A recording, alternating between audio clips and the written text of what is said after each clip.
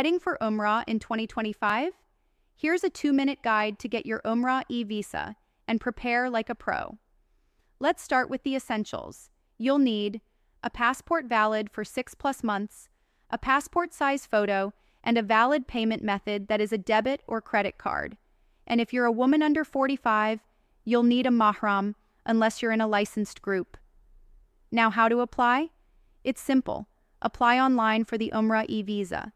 Just fill out the form, upload your documents, pay the fee, and your e-visa arrives by email. Just click the link in bio to get started. A few expert tips before you go. Book your flights and hotel early, especially during Ramadan. Download the Nusuk app. It helps manage your permits and schedule. Pack light.